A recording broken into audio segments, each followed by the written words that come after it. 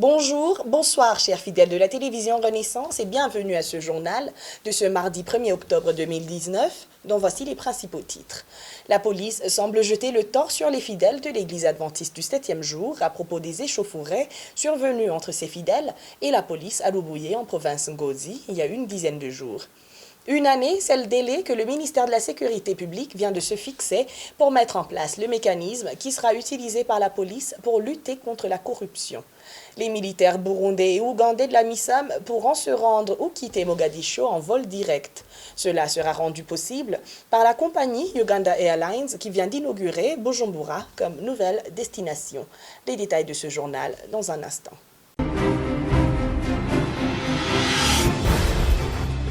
Page Droits de l'homme pour démarrer ce journal. Les violences survenues à l'église adventiste du 7e jour à Ngozi le 20 septembre ont été causées par la partie qui réclame le leadership de cette église mais qui n'est pas reconnue par la loi. Les adeptes de cette partie ont jeté des pierres aux policiers, selon Pierre Nkurikiye, porte-parole de la police. Il dit que 2 policiers soupçonnés d'avoir fait usage excessif de la force pour se défendre et une personne parmi les auteurs de ces jets de pierre sont déjà entre les mains de la justice. Suivez le porte-parole de la police.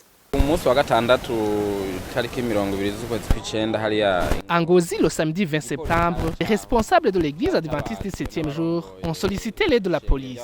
Ils disaient qu'ils étaient attaqués en plein culte par un groupe de gens. D'arrache-pied, la police est intervenue. Elle a été accueillie par des jets de pierre lancés par un groupe des insurgés qui étaient sur place. 3 policiers ont été blessés. Après, il y a eu des vidéos qui ont circulé sur les réseaux sociaux qui dénonçaient l'usage excessif de la force utilisé par la police pour se défendre. La police a commencé l'enquête pour savoir ce qui s'est réellement passé. S'il y a eu ceux qui ont commis des barbaries, qu'ils répondent de leurs actes. Maintenant, des policiers sont déjà dans les mains de la justice.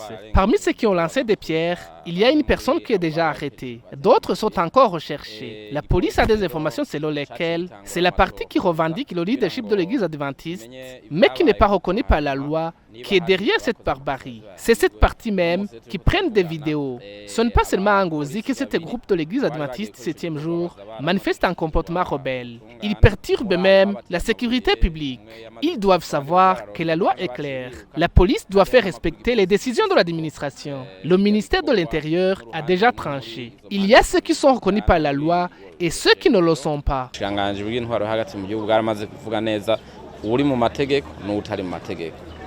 Pierre Nkurikiye s'exprime suite aux vidéos qui circulent sur les réseaux sociaux montrant des policiers en train de tabasser sauvagement des fidèles de l'église adventiste du 7e jour.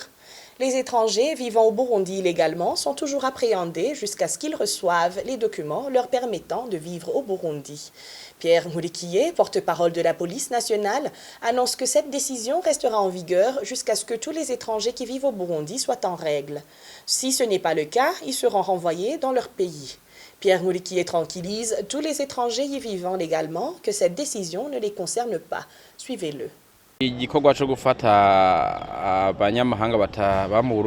Le travail pour l'arrestation des étrangers qui vivent au Burundi illégalement continue toujours. Récemment, on vous a annoncé le nombre des étrangers déjà arrêtés.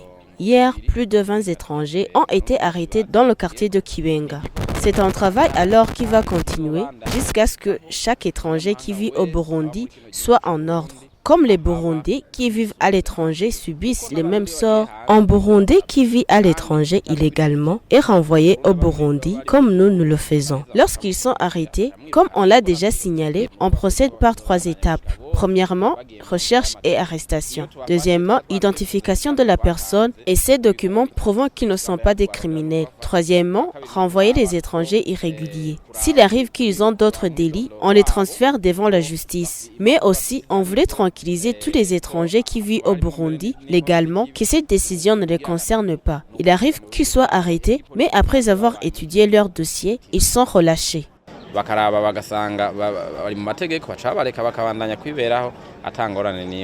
Une personne a été tuée, 5 autres arrêtés arbitrairement, ainsi qu'une scène de torture des fidèles de l'église adventiste du 7e jour de Lubouye de la province Ngozi par des agents de la police. Cela figure dans le rapport hebdomadaire de l'association SOS Torture de la semaine passée.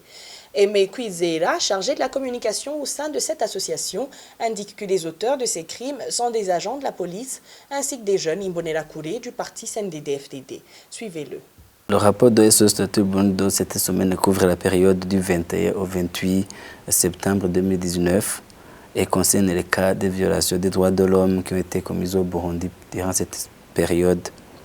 Nous déplorons la mort d'une personne qui a succombé aux tortures des agents des jeunes du parti au pouvoir qui, en date du 23 septembre 2019, l'ont tabassé à mort. Les proches de la victime déplorent que cette personne a été victime de son appartenance politique, puisqu'il appartenait au parti CNL, qui est un parti d'opposition qui aujourd'hui est beaucoup plus traqué. Et nous déplorons également l'arrestation arbitraire de 5 personnes, dont un certain Boniface Nzoihera, un certain Georges Sabushimike, qui ont été arrêtés à Mvugo, à Nyanzarak, province de Makamba, en date du 22 septembre 2019. Nous déplorons ces arrestations arbitraires qui ne font que augmenter le surpeuplement de milliers carcéraux au Burundi qui sont pleins à craquer. SOS Torture Burundi déplore également les tortures qui ont été perpétrées à l'endroit des adeptes de l'église adventiste du 7e jour en date du 21 septembre 2019, alors qu'ils étaient en pleine messe. Nous déplorons que ces policiers qui ont tabassé au vu et au su de tout le monde continuent à bénéficier de la liberté, alors qu'ils devraient en subir les conséquences. Et SOS Torture Burundi demande à la justice de se saisir de ce cas afin que ces bourreaux soient arrêtés et punis conformément à la loi. Nous demandons également que les miliciens Imbonerakure cessent de traquer les gens de l'opposition et que la justice se saisisse également de ce cas des miliciens Imbonerakure qui continuent à torturer, à séquestrer d'autres personnes des autres partis afin qu'ils puissent assainir le climat politique à la veille des élections de 2020. Le ministère de la Sécurité publique et Gestion des catastrophes a réuni les responsables des structures du ministère de la Sécurité publique ce lundi. Selon Alain-Guillaume Bougnoni, ministre de la Sécurité publique, cette activité visait à statuer sur la vulgarisation de la stratégie de lutte contre la corruption, un programme qui sera réalisé dans un délai d'une année. Parmi les objectifs que s'est fixé le ministère de la Sécurité publique pour cette année fiscale 2019-2020, un programme qui s'étend sur une période de 12 mois, on statuera sur la vulgarisation de la stratégie de lutte contre la corruption. Dans ce programme, on mettra en place d'autres stratégies qui vont accompagner ces activités pour arriver à un bon résultat. Pour rappel, depuis l'an 2017, ce programme avait été appliqué dans la police judiciaire et à la fin de l'an 2018, on avait un résultat qui s'estimait à 75%. Nous voulons donc, avec ce nouveau programme, atteindre ces pourcentages qui restent. Et ce programme sera donc appliqué d'une façon continuelle.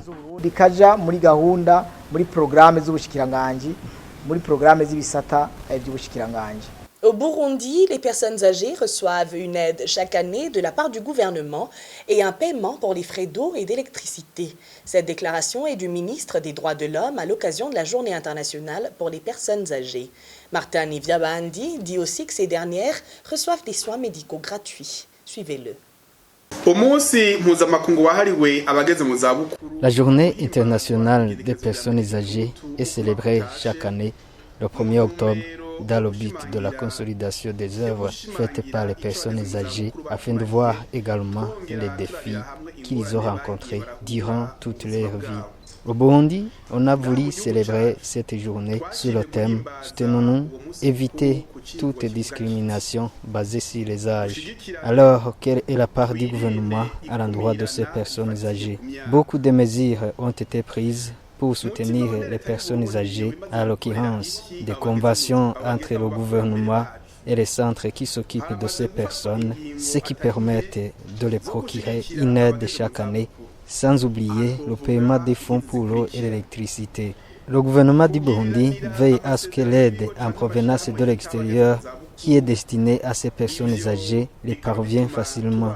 La visite pour les centres à les distribuant de la nourriture et autres choses jugées nécessaires sont aussi une préoccupation pour le gouvernement, ainsi que des soins gratuits accordés à ces personnes et la sécurité sociale pour les personnes à retraite. En 2012, le gouvernement a mis en place une politique de la protection et la sécurité sociale pour la population. On tient à informer également que le programme pour le FOFAX est déjà disponible, qui concerne les personnes pauvres, sans oublier les personnes âgées.